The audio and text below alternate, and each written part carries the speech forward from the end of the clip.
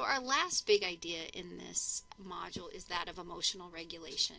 And this really is an important idea, just like the others, that we're going to keep talking about throughout the course because they really do impact our kids' ability to be effective communicators. Don't you just love this little picture of this little girl? She looks so zen. But if we think about it, we all have times when our emotions take over and control our actions. And I think that's why emotional regulation is really one of the easiest ideas for us to think about.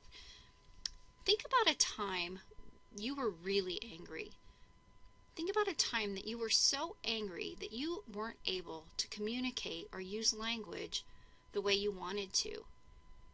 And we're good users of language. We've been practicing for years. But when we're emotionally dysregulated, we don't have access to the language skills that we already have. So now we're going to think about kids who are learning language and communication and the impact that emotional dysregulation plays in their ability to be effective.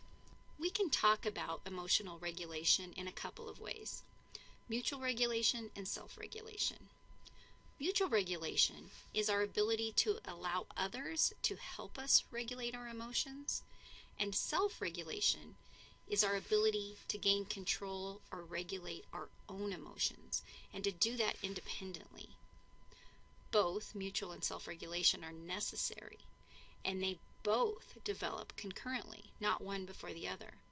We need both in order to keep from becoming dysregulated. Emotional dysregulation might be seen as when we're out of control. It might look like a meltdown or an uncontrollable outburst. When we're dysregulated, we are not able to engage, let alone communicate effectively. We're going to talk a lot more about emotional regulation and how we can support students in the next module. But for this module, think about finding the balance. What is impacting your students' ability to be emotionally regulated? More specifically, think about what's happening in the environment. And we're going to talk a lot about the communicative environment throughout this course. But for this section, think about what the environment looks like when your student is emotionally regulated and when they're dysregulated. Think about the skills or abilities that your student has to be successful discussing or dealing with their emotions. Do they have emotion words? Are they able to use them, especially in times when they're stressed? Remember, it's easier to use words that are loaded, like the words that we use to convey our feelings, when we're not having those or experiencing those feelings. Think about the supports that are in place when your student is emotionally regulated. Is it a certain person or a visual support? What really helps them to be able to manage their feelings? Pat Rydell is one of the authors of the Scet model, and he talks about emotional regulation and confidence. He suggests that we can decrease anxiety by increasing confidence.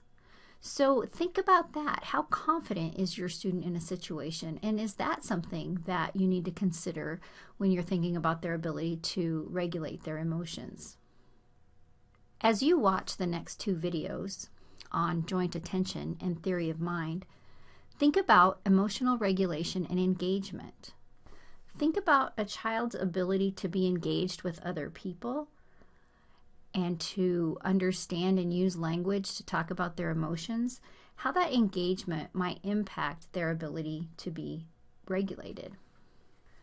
Think about how we regulate our own emotions. How are we getting information from other people and giving them information, letting other people know what we need? So as you watch the next two videos on joint attention and theory of mind, keep this idea of emotional regulation at the forefront.